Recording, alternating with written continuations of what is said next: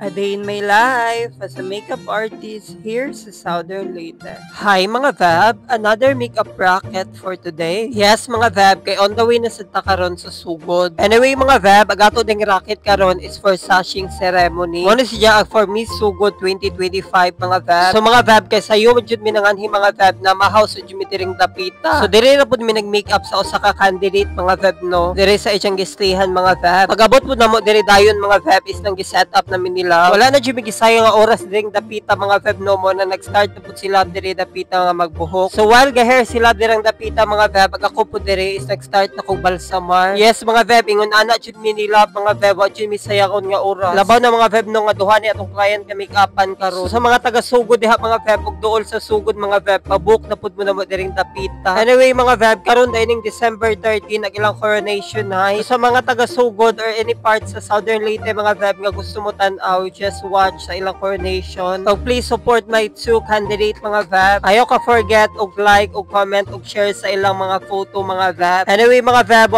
pud may i-worry mga Vab no kay libre ra pug entrance. Kung naglamit jud nilang pageant mga Vab no kay wala jud laban. Lamit jud pud pagka-organize sa organizer mo nang I love the organizer jud. By the way mga Vab, duha gyapon atong i-makeupan diring dapita. Kung mo na siyang before and after makeup look. Comment down below mga Vab ug na-transform ug napagwapa ba niya na to atong client for today.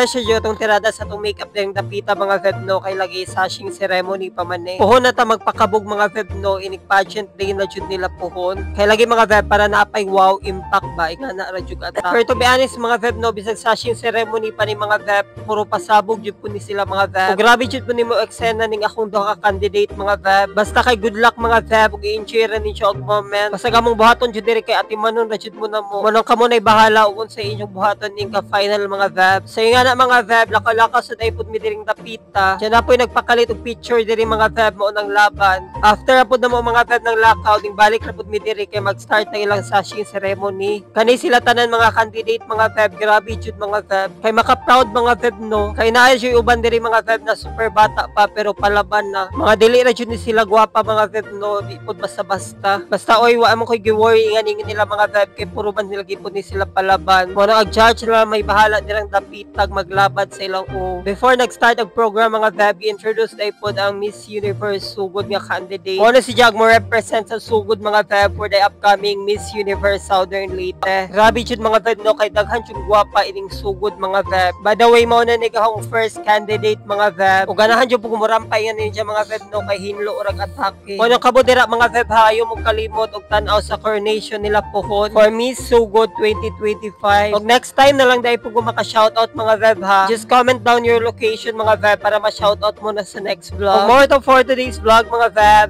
bye mo oy.